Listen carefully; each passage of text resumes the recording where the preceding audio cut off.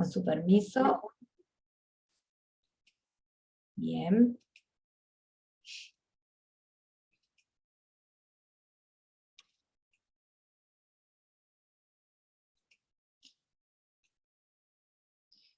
Bueno, un poco en esta presentación que estoy compartiendo ahora con ustedes tiene que ver un poco con mi desarrollo, con mi desempeño. Como les decía, bueno, vengo de muchos años de experiencia en el desempeño de la profesión. Soy miembro de la Asociación Argentina de Salud Mental, también soy vicepresidenta del capítulo que se denomina Salud Mental Digital, donde, como les decía recién, estamos trabajando muchísimo y estudiando, más que nada investigando, sobre todos aquellos aspectos asociados a la innovación y a la transformación en salud mental, con la incorporación de los recursos digitales, aplicados a los tratamientos de los diferentes tipos de abordajes, como en este caso, cuando vamos a hablar de los trastornos de la ansiedad y los enfoques de las terapias cognitivos-conductuales asociadas o vinculadas al trastorno de la ansiedad. Bueno, en Argentina también soy jefa de un área en la Universidad de Flores, la educacional, y también soy docente de la Universidad Adventista de Plata, son los dos lugares donde me desempeño como docente.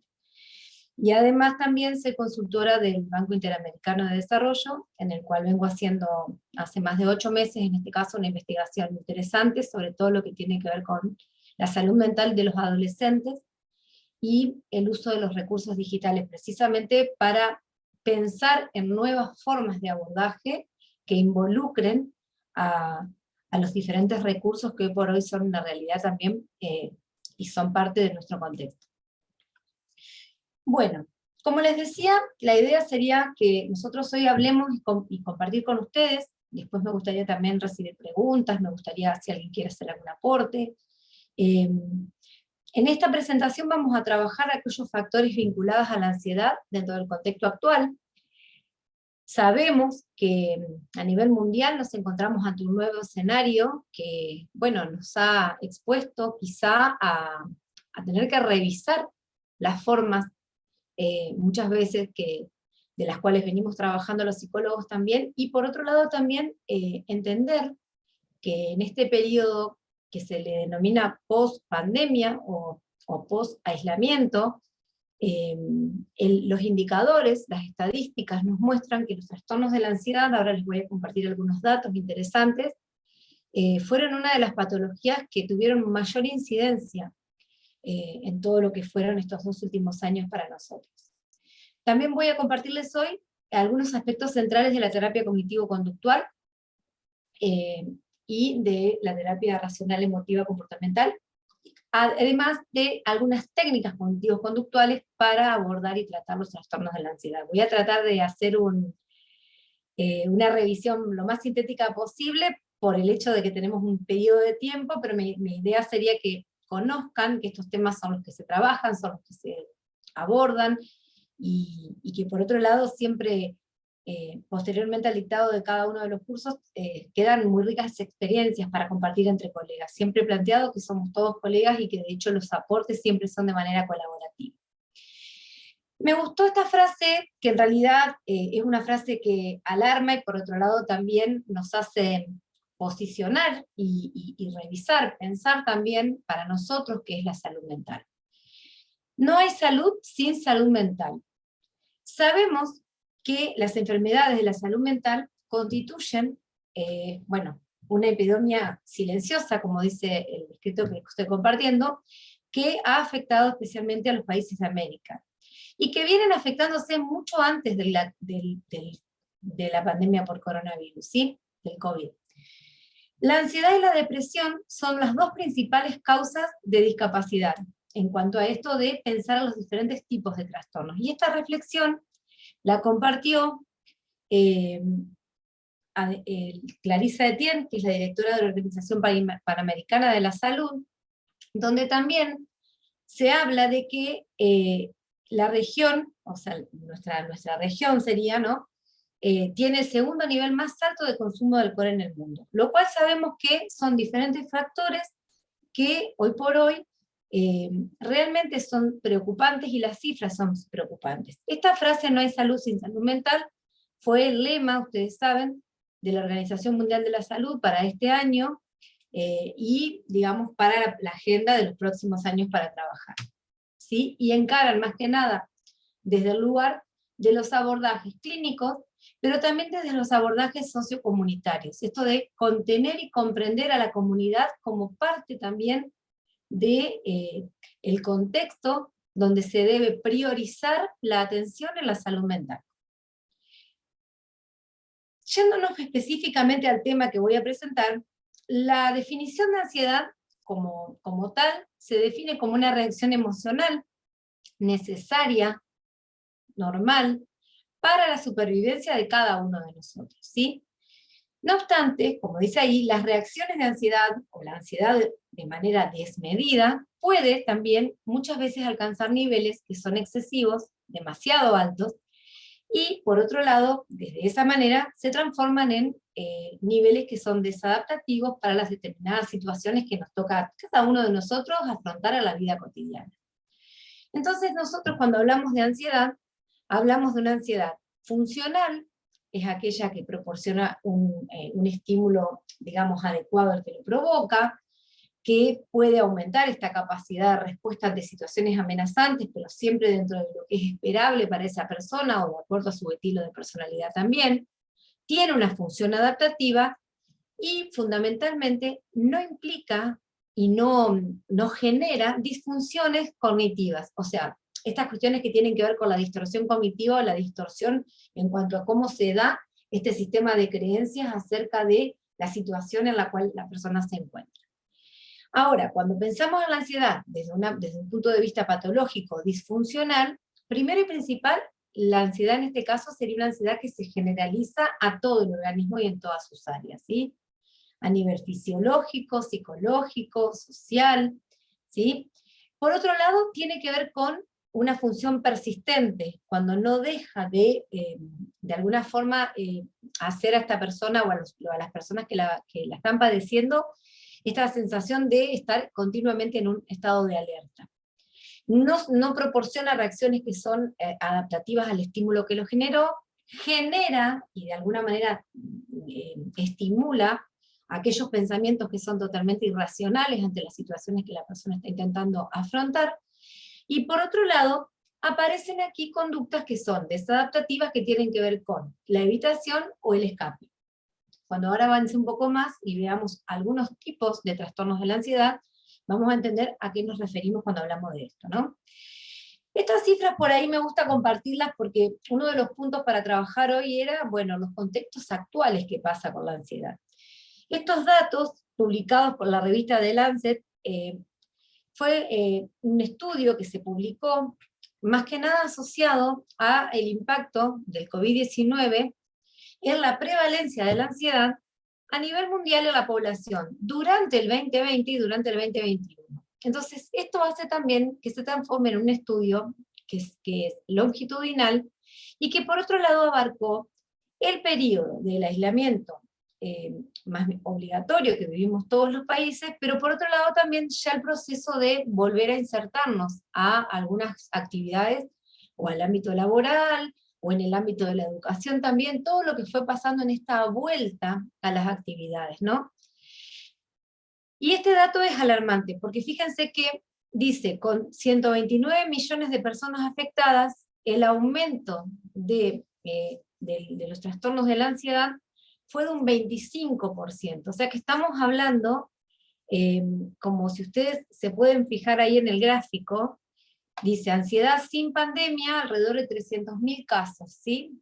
Ahora, cuando estamos hablando de ansiedad con pandemia, los casos ascendieron a casi 400.000. Son datos que nos sirven también para evaluar, y más que nada para los psicólogos, psicólogas, cuando trabajamos en los diferentes ámbitos donde puede suceder esto de que alguna persona esté padeciendo o esté atravesando alguna situación asociada a la sintomatología de un trastorno de la ansiedad, evaluar también en el contexto en el que se da, evaluar cuándo empezaron los síntomas, evaluar si esto tiene que ver con la historia evolutiva de esta persona, evaluar también la etapa evolutiva en que se encuentra esa persona, porque no es lo mismo el abordaje que se da con niños, no es lo mismo el abordaje que hoy por hoy se da con adolescentes, que es una de las franjas más preocupantes, más que nada, porque se asocia también mucho a otro tipo de patologías también, los trastornos de la ansiedad en esa edad, también en las personas que se encuentran en la edad adulta, y otra franja evolutiva muy interesante también para evaluar, y que tiene que ver también con pensar en estrategias de intervenciones, tiene que ver con los adultos mayores. Pensando que es una población que fue una de las más afectadas, más que nada a nivel emocional, y donde también muchas veces se asociaba también esto, ¿no? De ciertos síntomas asociados a la ansiedad y también asociados al estado del ánimo, como por ejemplo con la depresión. La APA, la Asociación Panamericana de Psicología, dice que la ansiedad es una anticipación aprensiva de un daño o desgracia futuros, acompañado de un sentimiento de disforia, de exacerbación de emocional o de síntomas somáticos de tensión. El objetivo del daño anticipado, como dice ahí la definición, puede ser tanto interno como externo. Y acá hay cifras a nivel mundial, un poquito recién ya se las había anticipado, ahora también esto tiene que ver más con una estadística realizada por una consultora internacional, donde es muy interesante también para que lo conozcamos. Fíjense que los casos de ansiedad, esta se hizo en el año 2021, casi 2022, y a nivel de la distribución mundial, fíjense que en el continente americano, que bueno, un poco el que nosotros nos vemos involucrados porque vivimos ahí, el aumento fue del 21% de casos, en cuanto a los casos diagnosticados quizá previos al periodo de aislamiento, ¿sí? Y otro de los porcentajes que son bastante alarmantes también es el sudeste asiático, con un 23%, y bueno, la zona del Pacífico Este van a ver que tiene un 20%. Ahora, ¿qué es lo importante de acá? Que 264 millones de personas a nivel mundial padecen algún tipo de trastorno de la ansiedad. Y acá, como para ir terminando lo de las cifras, no quiero que se transforme solamente en una cuestión matemática, pero esto me gusta siempre mostrarlo porque esto muestra la investigación aplicada y muestra datos reales, ¿no?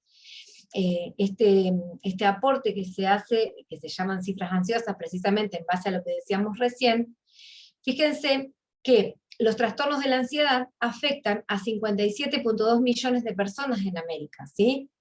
Y, por ejemplo, tomando un parámetro, en Estados Unidos la gente con ansiedad representa el doble del número de personas que sufren depresión. Entonces esto nos muestra también, o algún otro trastorno del estado del ánimo. Esto también nos muestra cómo la cifra de los trastornos de la ansiedad duplica hasta una de las patologías que sería como las más, no digo la más frecuente, porque no podemos hablar de frecuencia, pero sí decimos de que más se da en la población, como por ejemplo la depresión. Por otro lado, fíjense que este dato también es interesante, que en América las mujeres son, digamos, es más alto el nivel de mujeres que sufren trastornos de ansiedad sobre la población femenina. Y esta cifra, fíjense, tomando un parámetro que fue previo a la pandemia, representa que desde el año 2005 al 2015, que fue donde se hizo el primer punto de corte, porque ahora ya se está trabajando en el segundo punto de corte, que sería hasta 2022, el aumento de los trastornos de la ansiedad se dio en un 14,9%. Entonces, lo que a mí, digamos, me interesa compartir, además de este otro que está a la derecha, que habla de la depresión, el estrés y la ansiedad, y desde lo comunes, entre comillas, que podríamos decir, porque en realidad tiene que ver con la frecuencia y con bueno, con los datos también epidemiológicos que se dan. Fíjense que esta, que fue realizada en abril del 2021 hasta marzo del 2022, muestra un poco cómo se fue dando en cuanto a personas entre 18 y 64 años que fueron encuestados de manera online durante los últimos 12 meses, cuánto fue el porcentaje de personas que atribuyeron tener o haber padecido o estar atravesando por algún síntoma asociado a los trastornos de la ansiedad. Bueno, Senegal es el que ocupa el primer lugar, después vemos que hay varios países digamos que tampoco se diferencian mucho, y dentro de los países en América tenemos a Brasil, que tiene un dato interesante también, muy alto, México también. Bueno, es como para hacer como una ilustración que me gusta siempre compartir. Bueno, entonces nosotros acá tenemos que pensar que normalmente, o usualmente mejor dicho, se tiende a vincular esto que asocia la ansiedad con el estado de angustia y se asocia al estrés. Generalmente se presentan juntos a la hora de explicarlo, y hoy en esta presentación no vamos a trabajar sobre cuestiones fisiológicas, porque no nos daría el tiempo. Pero sí sabemos que la secuencia en cómo pueden darse de alguna forma esta situación, más que nada a la hora de pensar en los diagnósticos, es importante evaluar, y es importante también identificar, bueno, cuál es un poco el disparador, desde cuánto tiempo hace que lo padece, cuáles son los síntomas que se asocian, y pensando en esto vamos a pensar que la ansiedad, o vamos a definir que la ansiedad representa la reacción emocional ante esta amenaza manifestada a nivel fisiológico, cognitivo, conductual, emocional, como yo les decía hoy, que generalmente esto es lo que la persona percibe de forma desmedida y de forma desproporcionada ante algún estímulo, que es un estímulo a veces asociado a la vida cotidiana, ¿sí? Esto va a constituir, de alguna manera, generalmente va a asociarse con la sensación de angustia, que la angustia precisamente es la amenaza a la existencia de la persona, esto de sentir, por ejemplo, sintomatología física como el sudor, el nudo en la garganta, la presión en el pecho, las ganas de llorar, muchas veces se asocia con el insomnio. ¿Por qué? Porque la angustia precisamente, de alguna forma, ataca e invade todo aquello asociado a los valores morales y a la integridad de la persona, tanto física como psicológica, y va a generar toda esta disparador de sintomatología también clínica. Y por otro lado, el estrés, que generalmente nosotros no vamos a decir que llevan esta secuencia, o sea, el orden que está presentado hoy puede ser esto, se puede dar de otro orden, pero sí la idea es que generalmente se tienden a asociar, porque el estrés es el resultado de la incapacidad de los individuos frente a las demandas del ambiente. Entonces, ante un alto nivel de estrés, la persona o el sujeto que está, digamos, transitando, vivenciando en ese momento, en esa situación, o por lo menos dentro de lo que son espacios de su vida cotidiana, o lo que hace, situaciones donde pierde la capacidad de afrontarlo de manera saludable, empiezan a sentirse otro tipo de síntomas. Esto va a contribuir a que la ansiedad aumente, y que por otro lado, al aumentar el nivel de ansiedad, van a aumentar también muchísimas de las sintomatologías que son asociadas a lo que hablábamos recién, a lo cognitivo, a lo fisiológico, a lo motor y a lo emocional. A la hora de pensar en los diagnósticos, que es un poco también, esto es como un breve resumen de lo que se trabaja generalmente en los cursos, ¿no? Nosotros vamos a tomar como uno de los manuales para pensar y para identificar las clasificaciones diagnósticas, el DSM-5, o DSM-5 revisado, o el que esté en vigencia en ese momento. También a veces se utiliza la CIE-10, que es el manual de la Organización Mundial de la Salud para la clasificación diagnóstica. Y acá yo brevemente les presento, les enumero cuáles son los trastornos de la ansiedad que hoy el DSM-5 conceptualiza como tal. Son el trastorno de la ansiedad por separación, mutismo selectivo, la fobia específica. Dentro de las fobias específicas, ahí entran las fobias específicas de manera identificada, por ejemplo, cuando en fobia específica temor a la sangre, temor a algún animal o algún insecto, fobia específica que tiene que ver o que se asocia, por ejemplo, a las situaciones de altura. Bueno, entonces digo, estas son, dentro de la clasificación, hay subgrupos. Aquellos trastornos de ansiedad social o fobia social, denominada fobia social, acá también están incluido el trastorno de pánico, denominado también de angustia, el ataque de pánico, la agorafobia, y también aquellos aspectos o aquellos sintomatología que forma parte de la clasificación diagnóstica del trastorno de la ansiedad generalizada, el trastorno de ansiedad inducido por alguna sustancia o medicación, los trastornos de ansiedad debido a otra afección médica, que esto muchas veces se da como un diagnóstico secundario, hay que tener mucho cuidado, por eso siempre hay que tener, digamos, ser muy riguroso a la hora de hacer la clasificación diagnóstica, y es tan importante que el profesional considere y tenga en cuenta específicamente todo aquello asociado a lo que la persona trae a la consulta como su queja. Acá también incluiríamos los otros trastornos de ansiedad especificados y el trastorno de ansiedad no especificado. Uno pudiera decir que dentro de estas clasificaciones muchas son similares, pero obviamente que todo lo que tiene que ver con clasificaciones diagnósticas va de la mano de la investigación, y a la medida que la investigación avanza también se van dando las nuevas clasificaciones. Antiguamente, por ejemplo, el trastorno de estrés postraumático estaba dentro de la clasificación de trastornos de la ansiedad. En este momento, o en la última versión del DSM, ya no forma parte, porque ya se lo tomó como un trastorno específico con sintomatología especificada para él, ¿sí? Bueno, para avanzar un poquito en cuanto al tiempo que tenemos, pensemos también en cómo abordamos los trastornos de la ansiedad, qué tratamientos utilizamos para abordar los trastornos de la ansiedad. Dentro de los abordajes se plantean diferentes enfoques teóricos. Sabemos que dentro de lo que es la disciplina psicológica son muchas las teorías que han abordado y que abordan el trastorno de la ansiedad, pero también sabemos que a nivel de eficacia y a nivel, digamos, de resultados, y también lo que tiene que ver con las herramientas que las personas por ahí de alguna manera van incorporando para aplicar y para llevar en su vida cotidiana, los modelos cognitivos conductuales dentro de lo que es la psicoterapia y de los abordajes de los trastornos de la ansiedad, son en primacía los que mejores resultados traen a la hora de pensar en intervenciones diagnósticas, ¿sí?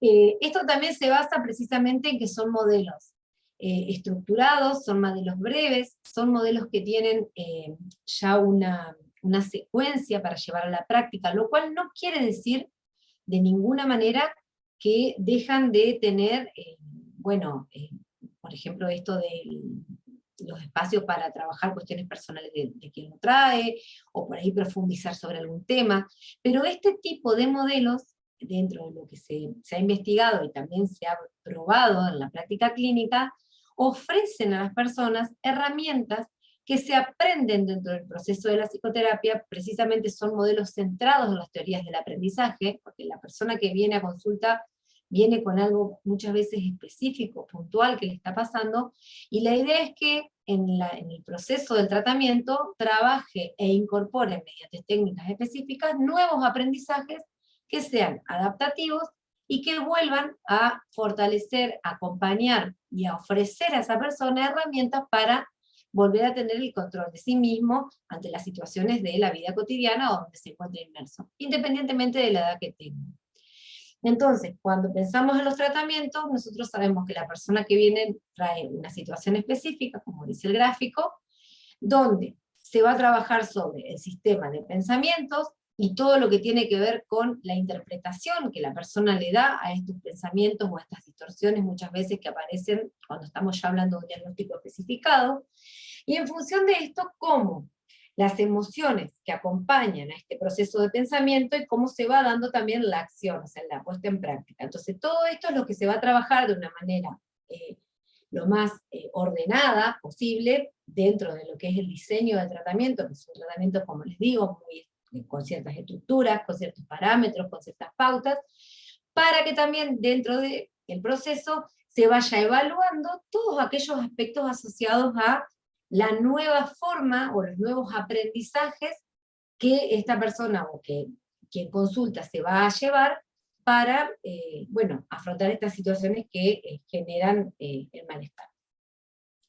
Entonces, como les decía recién, las terapias cognitivo-conductuales, que podemos definirlas como un conjunto de técnicas, como dice ahí, que incorporan elementos de la terapia de la conducta, que por un lado la terapia de la conducta considera los síntomas como un aprendizaje precisamente de patrones de conductas mal adaptados o desadaptativos, y que tiene como una finalidad la corrección de estos patrones, ¿sí? Y por otro lado, el aporte que realiza la terapia cognitiva es que va a tomar en cuenta esos procesos afectivos y cognitivos, todo lo que tiene que ver con las creencias, los pensamientos, las expectativas, cuya distorsión, como dice ahí, sería precisamente la causa de la sintomatología que el paciente trae a la consulta. Entonces, ¿cuál es la finalidad de las terapias cognitivo-conductuales en los tratamientos para los trastornos de la ansiedad? Es identificar y analizar estos patrones de pensamiento, estas creencias distorsionadas, disfuncionales, desadaptativas, y cómo se da la relación de los síntomas y la construcción precisamente de técnicas que sean más adaptativas y que sean funcionales para la respuesta en cuanto a el estímulo que genera este malestar.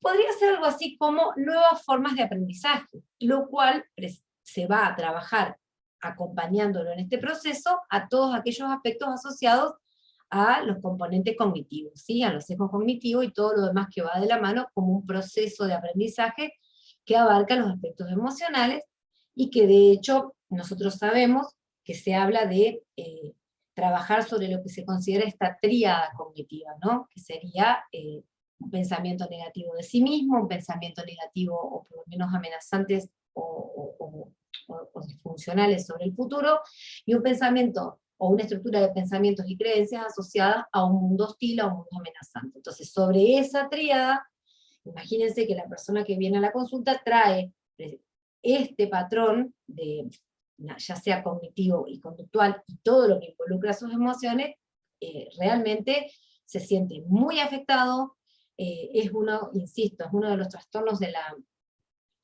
o sea, es una de las cuestiones psicopatológicas por ahí que mayor atentan a la calidad de vida de las personas porque abarcan todas sus áreas. O sea, cuando alguien padece un trastorno de ansiedad, padece un trastorno de ansiedad en cualquier ámbito de su vida, y trae aparejado consecuencias que muchas veces son totalmente, bueno, negativas para su integridad. Entonces, la terapia cognitivo-conductual como tal se caracteriza por ser un método activo y directivo, como yo les decía recién, donde tanto el paciente como el terapeuta trabajan de manera estructurada y conjunta dentro del proceso de la psicoterapia, con tareas que se dan y se trabajan dentro de la sesión, pero que también son tareas que se llevan bajo una modalidad psicoeducativa a la vida cotidiana de las personas, y muchas veces también involucra a las personas significativas que quien padece un trastorno de la ansiedad identifica como parte de quienes serían quienes acompañan en el tratamiento, ¿sí? Utiliza diferentes técnicas, tanto conductuales como cognitivas, también combinaciones de esas diferentes técnicas según el trastorno y la sintomatología que se va a abordar. Acá podemos identificar algunas, yo ahora ya les voy a mostrar otras, como por ejemplo las técnicas de respiración, de relajación, el entrenamiento autógeno, la reestructuración cognitiva, la exposición en vivo o la exposición diferida, bueno, las diferentes alternativas de resolución de conflictos. Hoy por hoy podemos sumar también, lo cual, digo hoy por hoy, se ha hecho en estos últimos tiempos, pero hoy por hoy la investigación ya lo valida como, con mucha efectividad, la utilización de recursos tecnológicos para los trastornos de la ansiedad y para sus tratamientos, como por ejemplo pueden ser los tratamientos con realidad aumentada, con realidad virtual, donde hay muchos laboratorios, desde el ámbito psicológico, ¿no?, que están trabajando muy bien sobre esto, y precisamente, bueno, ofrecen entrenamientos específicos también, porque tiene que ver con la utilización de recursos tecnológicos en el tratamiento, pero también el acompañamiento en el proceso. Bueno, y como para ir como focalizando también sobre algunos autores referentes dentro de lo que son los modelos cognitivos conductuales, a principios de los años 60 aproximadamente, sabemos, o a mediados de los 70 aproximadamente, la terapia cognitiva se centró primero y principal en los tratamientos de la depresión, y acá surge esta tesis o esta idea central que, bueno, que es compartida tanto por Albert Ellis, uno de los pioneros en la terapia racional emotiva, y por otro lado por Aaron Beck, que es, bueno, uno de los referentes internacionales en cuanto a lo que son las técnicas de terapia cognitiva, donde él se centró más en estudiar la depresión, pero ambos comparten esta idea, que es un poquito lo que yo recién les decía pensando en los tratamientos, que tanto los pensamientos distorsionados, erróneos, irracionales, caracterizan a las personas que padecen un desorden psicológico, ¿no? Y por otro lado, el efecto de estos pensamientos, si pensamos en los trastornos de la ansiedad, operan, o de alguna manera ofician, de tal manera que afectan negativamente el estado emocional. Entonces fíjense que podríamos decir que es como un círculo donde se retroalimenta que la forma de pensar distorsionada y todo lo que tiene que ver con lo que genera emocionalmente va a provocar conductas disfuncionales, y por otro lado va a retroalimentar más aún aquellos pensamientos negativos que siguen afectando el malestar de la persona. Esto es como la idea central que tienen estas teorías, precisamente para pensar en las diferentes formas de abordar. El objetivo que tienen este tipo de psicoterapia precisamente va de la mano de esto, ¿no? Dado que las perturbaciones psicológicas, como decíamos recién, tienen en común una distorsión en el pensamiento, una disfunción en el proceso del pensamiento, y que por otro lado va a influir en el estado del ánimo. Por eso muchas veces se habla de alguna manera de diagnósticos mixtos, duales, en este sentido de pensar cuestiones asociadas al ánimo, como la depresión, y trastornos y situaciones asociadas más que nada a los aspectos emocionales, como por ejemplo puede ser la ansiedad, y que esto afecta a la conducta de los pacientes. Entonces el objetivo que tiene, en este caso la terapia cognitiva, más que nada centrándose en los procesos que va a ir trabajando desde el sistema de los pensamientos distorsionados, es modificar esos pensamientos y los sistemas de creencias que se asocian, con la certeza o con el objetivo, con el propósito de que esta modificación y esta sustitución por otra manera de pensar que sea más funcional, se va a ir traduciendo en un mejor, de alguna manera, una mejor forma de afrontar situaciones de la vida cotidiana, favoreciendo las condiciones de la vida de las personas, un mejoramiento de la vida de las personas. Y acá les quería compartir algunas ideas centrales, siguiendo un poco la línea. Todo esto, bueno, está totalmente discriminado después cuando se dan los cursos y lo demás, pero bueno, en este caso sería como mi idea era por ahí compartir con ustedes también un poco la idea de los puntos centrales que se trabajan.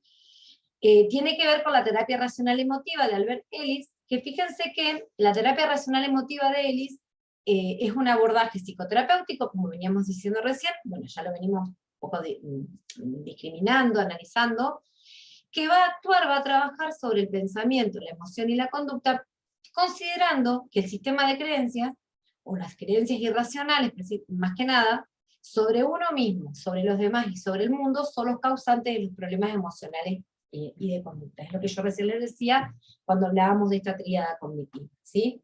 Son distorsiones sobre uno mismo, sobre los demás, sobre el futuro y sobre el mundo. En el caso, o en qué caso se utiliza o se emplea más que nada la terapia racional emotiva conductual, se puede utilizar en cualquier situación donde de alguna manera la persona traiga a la consulta, o bueno, o manifieste en su consulta, o en donde nosotros vamos a intervenir, aquellas situaciones asociadas a todo lo que tiene que ver con la distorsión en los pensamientos y la creencia. Se puede trabajar desde situaciones de ansiedad específica, sobre la depresión también, el estrés, y diferentes situaciones que sean asociadas a conductas desadaptativas. Lo que se aprende con este tipo de abordajes son a analizar y a debatir estos pensamientos irracionales, a confrontarlos de alguna manera con la evidencia, con lo que es real, e intentar ir modificándolos dentro del proceso del tratamiento por creencias que sean saludables y realistas, contrastadas con creencias reales, ¿sí? Y no con creencias que a veces, basadas en hechos o en situaciones que afectan a esa persona, y que disparan en él ese sistema de pensamientos distorsionados, creencias distorsionadas, de esa forma la persona también aprende a mirar el mundo. Entonces, trabajando sobre estas situaciones irracionales, lo que se va a ir trabajando es modificando también implícitamente las pautas de conducta para vincularse con la vida, con el mundo, con la vida, ¿sí? Donde las personas van a ir desarrollando conductas desadaptativas ante situaciones, y generando, como les decía recién, un mayor equilibrio, bienestar, calidad de vida. ¿Para quiénes se recomienda? La terapia racional emotiva tiene algunas limitaciones, pero tiene que ver más que nada con los procesos cognitivos también, o en qué instancia de sus procesos cognitivos se encuentran las personas. Entonces, generalmente se suele decir que a partir de los 8 o 9 años sería lo ideal, porque ya los niños, o las niñas a esa edad, ya tienen, en cuestiones de funciones de pensamiento, ya están en otra etapa, pero por otro lado también es como que están en condiciones hasta de llevar adelante la práctica de las tareas asignadas de manera más bien autónoma, acompañado por su familia, pero hay actividades que son, por ejemplo, de escribir, de hacer, bueno, de redactar, de marcar con cruces, o sea, más que nada si se llevan algún tipo de instrumento, lo que sea, entonces a esa edad ya están más en condiciones. De ahí en adelante puede ser para cualquier edad, adolescentes, familias, adultos jóvenes, adultos mayores. Y bueno, yo ahí les compartí un personaje, que es un personaje de un autor argentino, que se llama Quino, que es el autor de Mafalda, tal vez alguno de ustedes lo ha leído, y si no, bueno, se los recomiendo, porque en realidad tiene que ver más que nada con un humor que es muy reflexivo y que es más para adultos, no es para niños. Digo por las situaciones que toca, ¿no? El tema de cultura, sociedad, economía y lo demás. Y hay un personaje que se llama Felipe, y que Felipe, que es el niñito que se ve de espalda, es un personaje que, bueno, reúne todas las características de una persona que evidentemente tiene algún tema asociado a su ansiedad, y él siempre está como de una manera muy abúlica, como un desgano. Entonces el personaje dice: he decidido enfrentar la realidad, así que apenas se ponga linda, me avisa. Un poco esto me pareció que era significativo en cuanto a tratar de condensar y resumir un poco cómo o cuáles son los objetivos de la terapia racional emotivo-conductual de Albert Ellis. No nos perturbamos por las situaciones, como dice ahí, sino por lo que pensamos de las situaciones.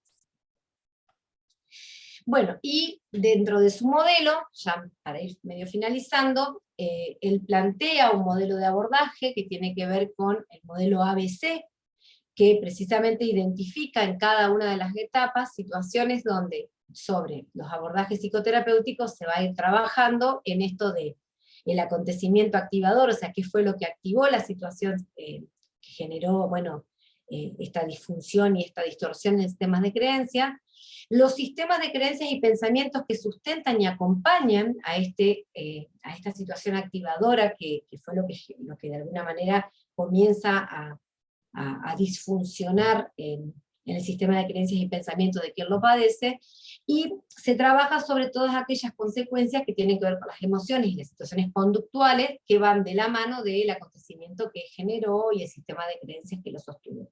Entonces, sobre esta lógica, el modelo ABC, dentro del proceso de la psicoterapia, de los modelos cognitivos conductuales, se va a trabajar con técnicas, con herramientas, con diferentes, bueno, mecanismos llevados a la práctica por el paciente y también entrenados de alguna forma por el terapeuta y el paciente dentro del contexto de la psicoterapia, con lo que se denominan a veces tareas o actividades para que la persona siga llevando a su casa, a su vida cotidiana, para ir dándole continuidad a lo que se va trabajando en el tratamiento, con el objetivo fundamental de generar cambios en ese modelo o en ese sistema de creencias disfuncionales para que la persona reúna los recursos adaptativos y saludables para que ante el acontecimiento que active situaciones estresantes y que genere un alto nivel de ansiedad y que esto genere después todo lo que va de la mano, reúna recursos saludables para afrontarlo, y las consecuencias emocionales y conductuales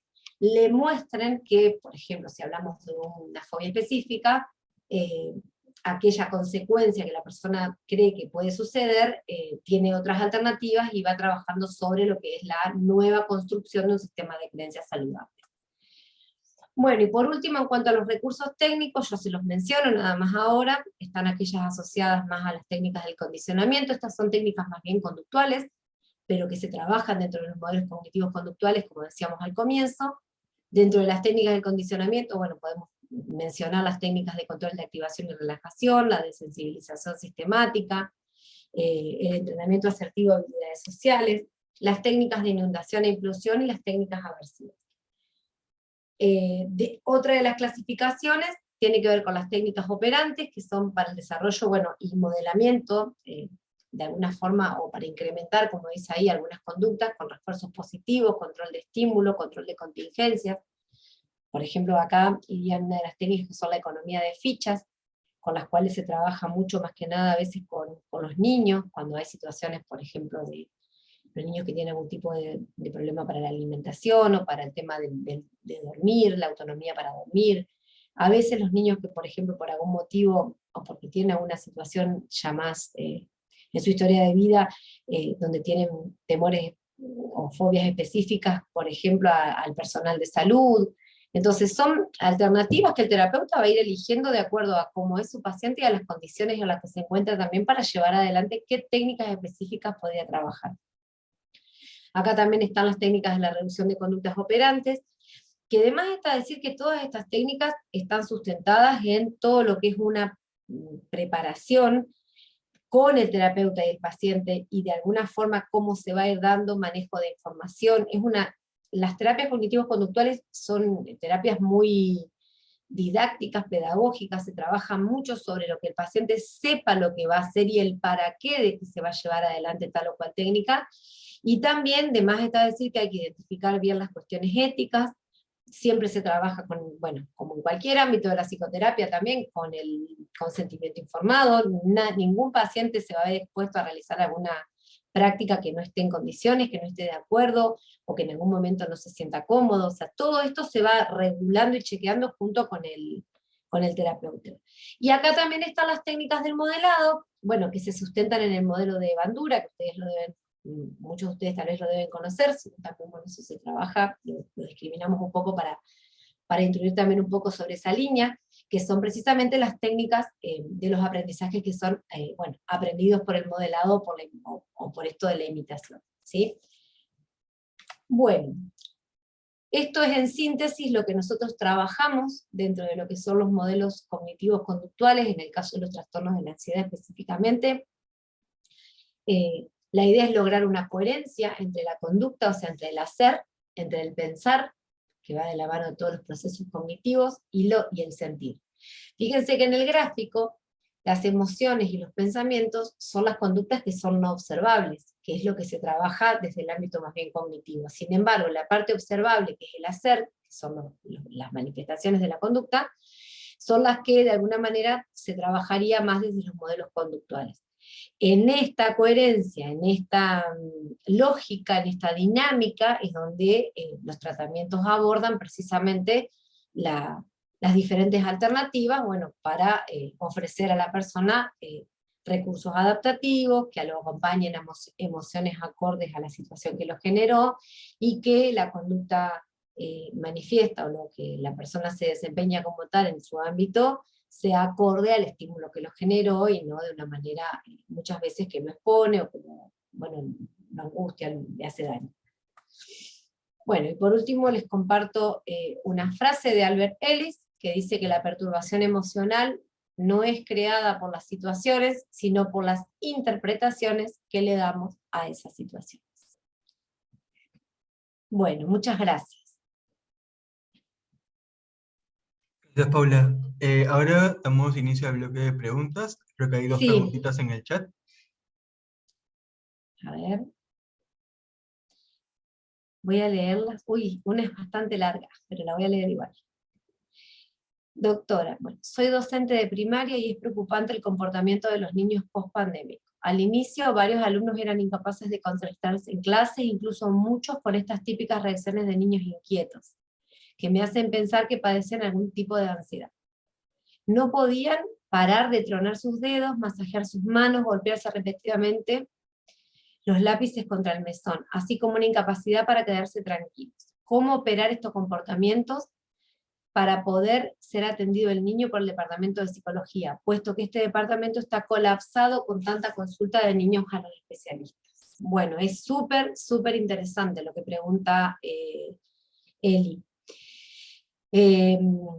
Con respecto a, no sé si hay otra pregunta o no la leo yo, tal vez si usted la ve. Ahí, a ver, tal vez. ¿Qué técnicas conductuales le ha resultado más eficaz en su intervención con los trastornos de la ansiedad? Esa sería la otra de Juan.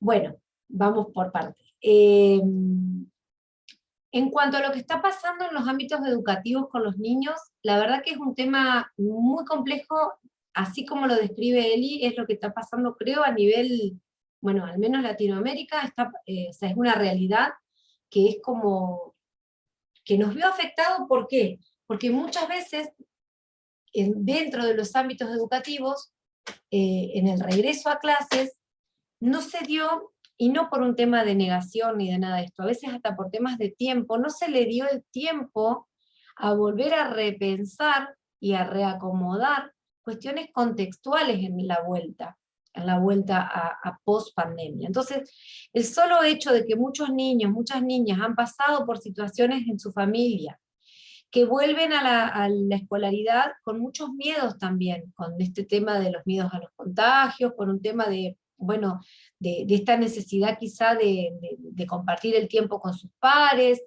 Esto ha generado también, bueno, una revisión importante en cómo darnos un tiempo también para trabajar con los niños. Yo por ahí, digamos, de acuerdo a la experiencia, me parece que es muy valioso que dentro del ámbito educativo puedan dar espacio para poder hablar de lo que está pasando con respecto a esta vuelta a clases en la pospandemia.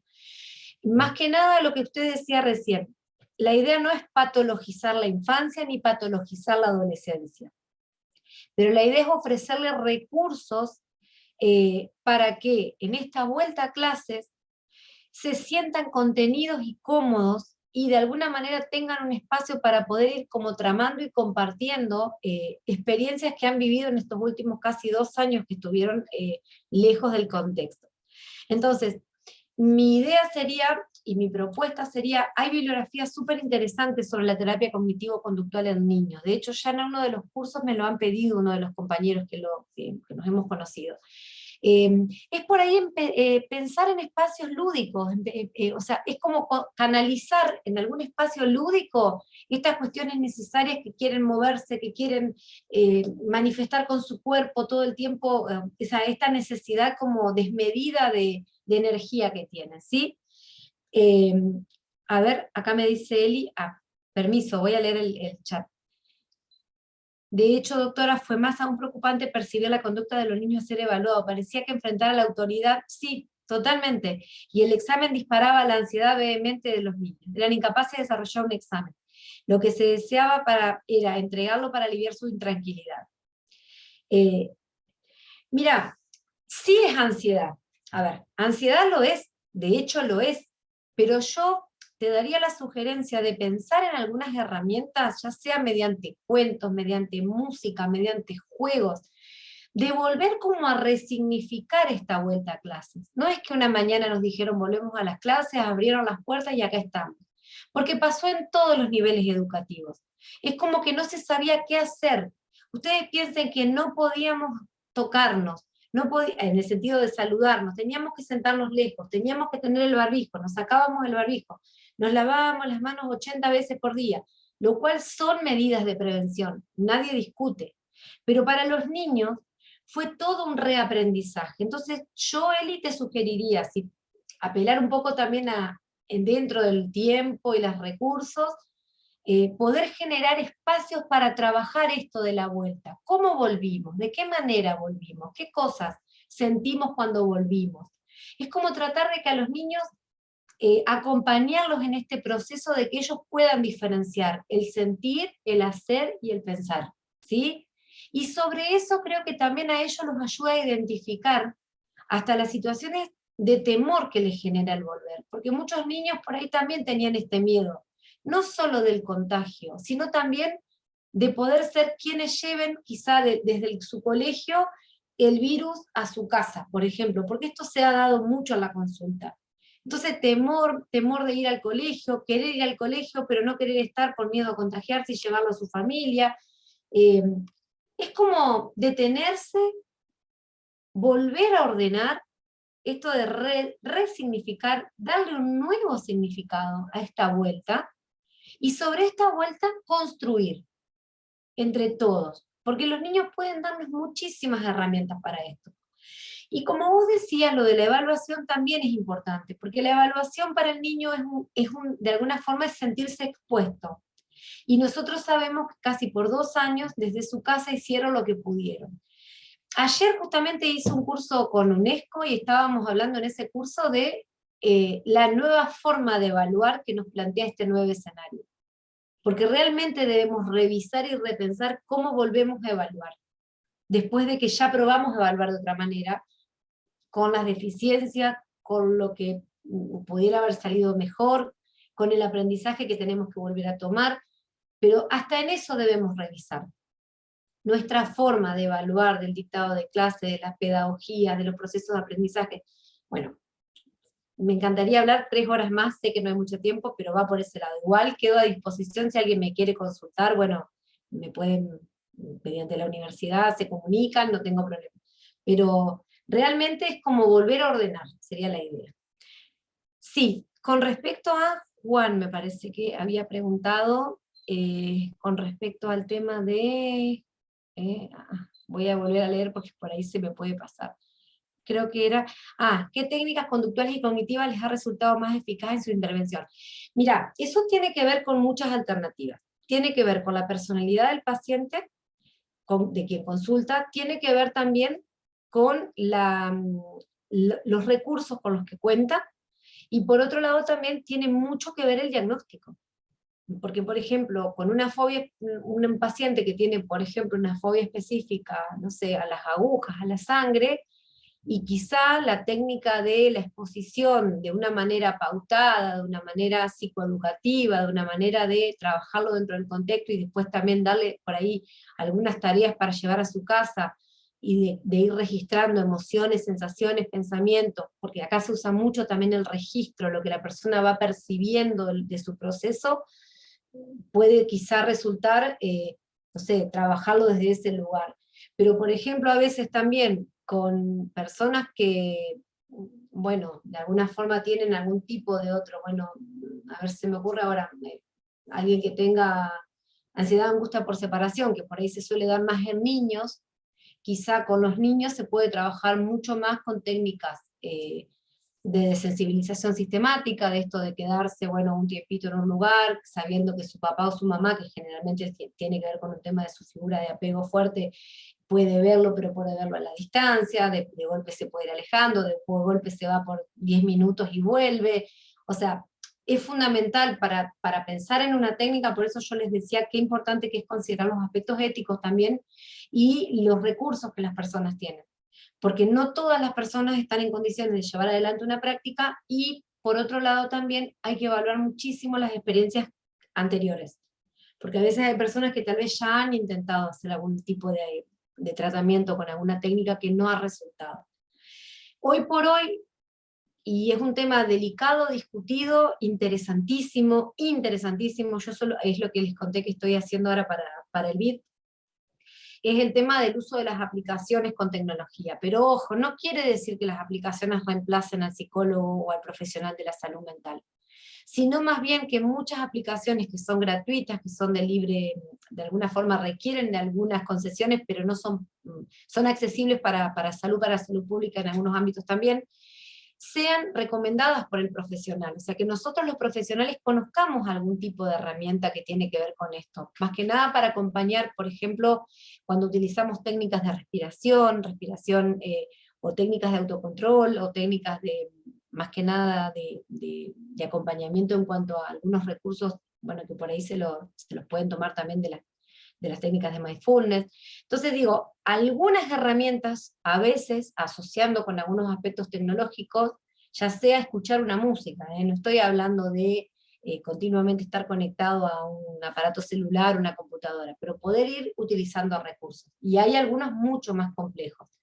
Por ejemplo, para el tema de la fobia a las alturas, hay excelentes estudios hechos con realidad aumentada, con realidad virtual, pero son técnicas que se llevan adelante con equipos de terapeutas que van acompañando en el proceso, que van acompañando a la persona, que evalúan también todo, hasta las cuestiones fisiológicas de cómo la persona se siente al verse expuesto ante alguna situación de vértigo o de alguna situación de riesgo.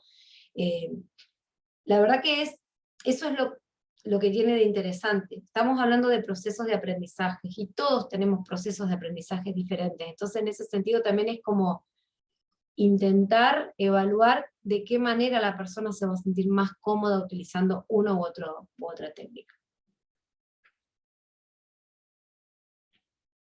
¿Cuál es la frecuencia normal de la terapia cognitivo-conductual? Generalmente se trabaja una vez por semana, o a ver, como cualquiera de los tipos de intervenciones.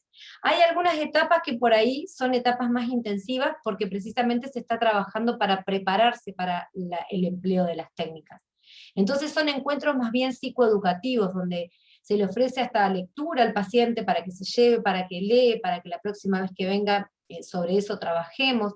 Insisto que quienes son docentes dentro del público presente hoy van a entender bien de lo que digo, es un proceso que se da de enseñanza y aprendizaje, si lo pensamos de esta manera.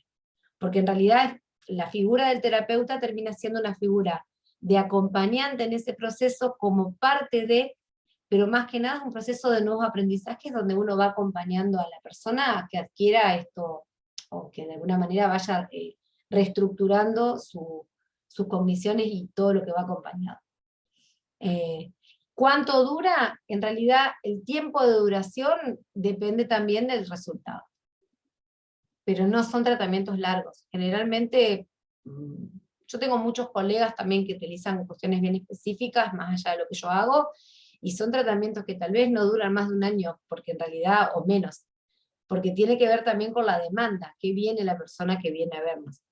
Y generalmente también se van dando acompañados de algún otro tipo de, o por ejemplo en alguna situación que necesitamos pedir la intervención del psiquiatra, perdón, en tratamientos combinados, bueno, ahí se evalúa también cuándo es el momento, de qué manera, pero cada caso es un caso único.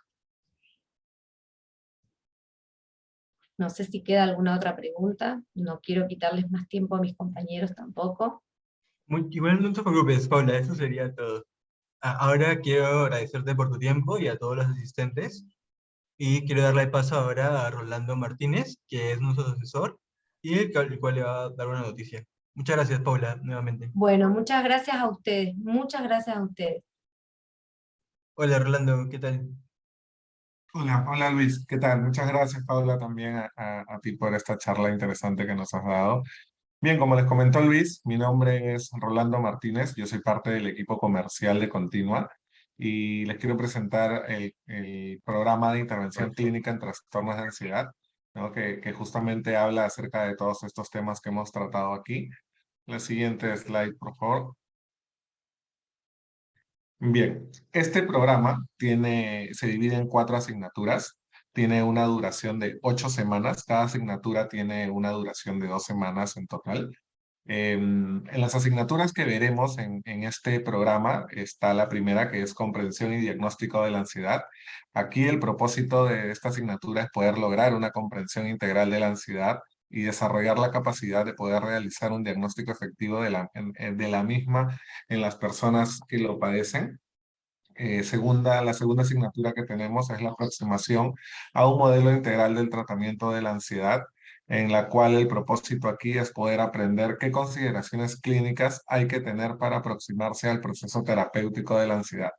No vamos a poder conocer un poco más a fondo la elaboración de un plan terapéutico y aprender a realizarlo de manera real y eficiente para poder tratar a una persona que presenta un cuadro de ansiedad. La tercera asignatura que se brinda en este programa es la de herramientas de intervención desde la perspectiva conductual y cognitivo-conductual, en la cual comprenderemos acerca de la corriente conductual y cognitivo-conductual que ha brindado una serie de herramientas probadas con respecto al manejo, al tratamiento y a la prevención de la ansiedad. Se abordarán estas herramientas y técnicas brindando un panorama amplio de lo que se ofrece, del sustento y la eficacia de los mismos, ¿no? Y sobre todo se aprenderán cómo poder utilizarlas en la práctica profesional. La última asignatura perteneciente a este programa es la de herramientas de intervención desde las terapias contextuales o terapias de la tercera generación. El propósito de esta asignatura será conocer las propuestas de las terapias contextuales para el tratamiento de los trastornos de ansiedad, ¿no? Se busca aquí, en esta asignatura, que el participante pueda explicar en el ámbito terapéutico las herramientas propias de las terapias contextuales para enriquecer y complementar el tratamiento de la ansiedad. La siguiente slide, por favor. Bien, estudiando este programa, el alumno podrá lograr aprender distintas técnicas y herramientas para el tratamiento y la prevención de los trastornos de ansiedad en el ámbito terapéutico. Van a poder aplicar un modelo para el abordaje efectivo de los trastornos de ansiedad, contar con las bases para efectuar un diagnóstico completo de los trastornos de ansiedad y aplicar abordajes de los trastornos de ansiedad desde distintas corrientes, incluyendo la corriente cognitivo-conductual y las terapias contextuales de la tercera generación. La siguiente, por favor. Bien, este es nuestro equipo de docentes, ¿no? Está, por ejemplo, quien nos ha brindado esta charla, Paula Putayaz, quien es psicóloga clínica, psicoterapia en entornos digitales, es vicepresidenta en la Asociación Argentina de Salud Mental y cuenta con un posgrado en metodología de la investigación. Está también Jorge Valencia, quien es PhD de neurociencia cognitiva aplicada, especialista en terapia cognitiva. Juan Carlos Ríos, quien es director general de Aurea, ¿no? El Centro de Psicología y Consultoría Especializada en Evaluaciones, Terapias, Consultorías y Capacitaciones. Él es magíster en terapias psicológicas de la tercera generación. Está también la docente Alicia Otero, quien es psicóloga clínica cognitivo-conductual con experiencia en el trabajo en adolescentes, en maestros, padres de familia, en colegios y diversas instituciones. Y está por último Fernando Gibaja, quien es Master of Science of Radboud University en los Países Bajos. Él cuenta con una maestría en Behavioral Science sobre mindfulness, ¿no? En respiración diafragmática, conciencia interoreceptiva y aplicaciones digitales con retroalimentación inmediata. El siguiente, por favor. Bien, el programa está iniciando el próximo 11 de julio, ¿no? Ya estamos próximos a iniciar, como les había comentado, el programa tiene una duración de 8 semanas o 2 meses. En total, en horas lectivas, son 64 horas lectivas. Es una modalidad 100% virtual, la cual se divide en 50% síncrono, que es en línea, en tiempo real, y 50% asíncrono, que es aprendizaje autónomo al ritmo del estudiante.